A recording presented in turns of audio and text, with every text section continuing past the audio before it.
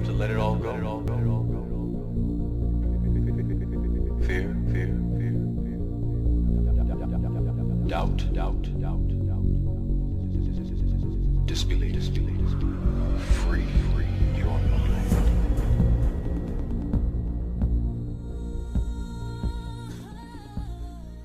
It is morning here, so there's no news to speak of yet, but there will be.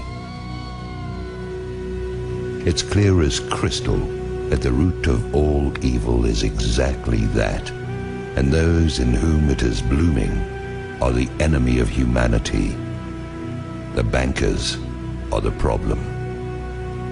The bankers manufacture recessions and depressions to exert a greater control over social and political structures.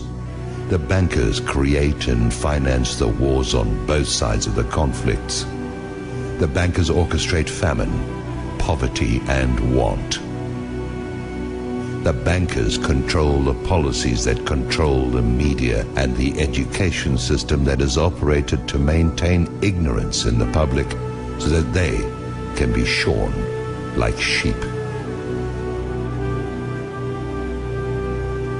The bankers launder the drug money and keep drugs illegal. The bankers are the problem. The international banker is the scum of the earth, and they have to be brought to account. What will accomplish this? There are several possibilities.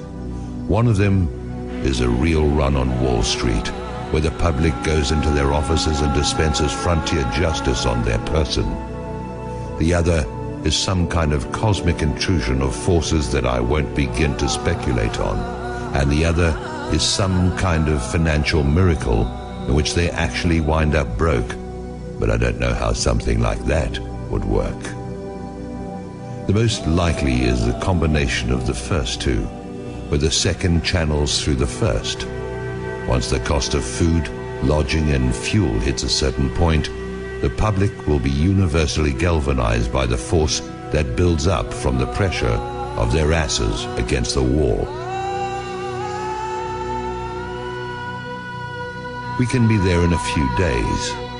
Once the system begins to collapse, it will have its own speed of free fall, and things will move at a spectacular rate of change. It will be like the way weather can suddenly transform in the South Seas.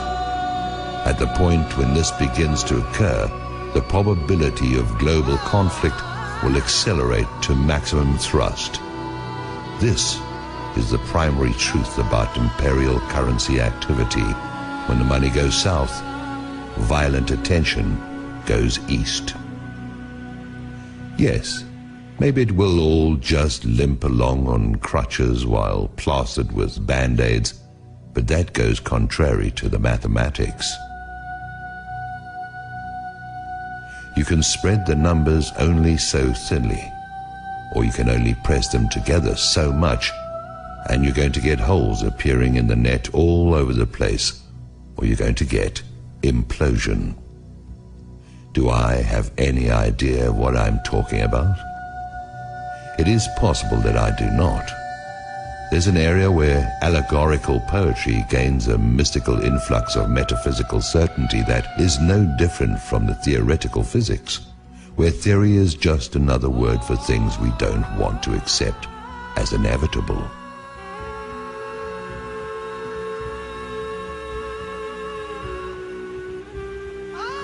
Maybe freedom's just another word for no one left to screw. It stands to reason that sooner or later the public will have no further option but to declare open season on the bankers. They'll be hunted down as the be-all and end-all of everything dangerous and wrong.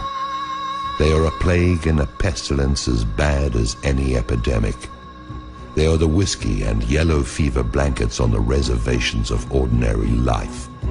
They are anthrax masquerading as sweet and low. They are the long-standing source of the majority of humanity's problems and have little competition except for the ubiquitous presence of ignorance and impossible dreams. Whoever these bankers are, that is who they are. When the shit hits the fan, as it is going to do at any moment, the guilt of the banksters is going to stand out like zits on a beauty queen.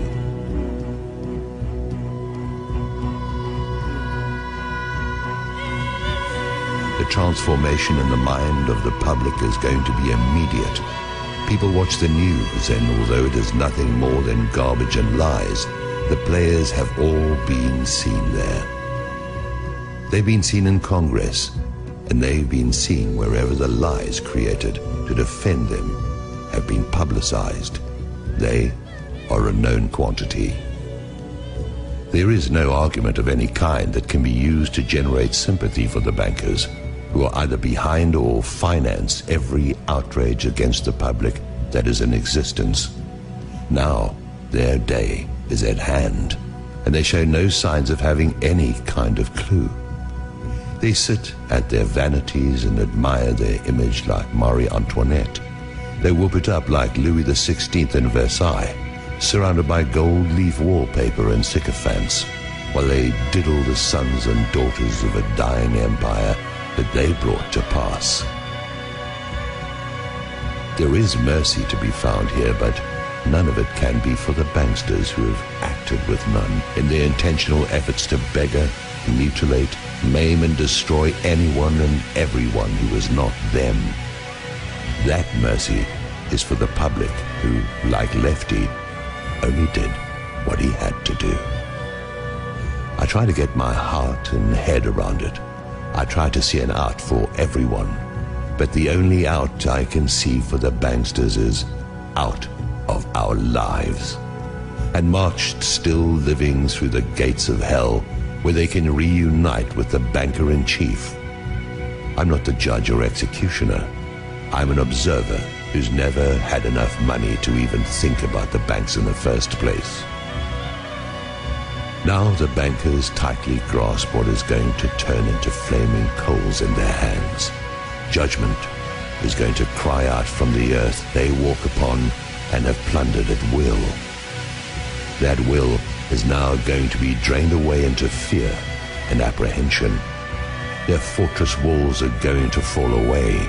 Their protectors are going to turn on them. Their holdings are going to dissolve and spill from their fingers like a handful of sand.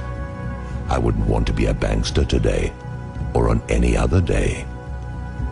The existence of a system has kept them safe. This corrupt system has allowed for some kind of life for those preyed upon until now. Now it has turned upon those whose compliance has been forthcoming for so long. Soon that compliance will be gone, and there are not enough police and armies to quell what is going to rise out of the midst.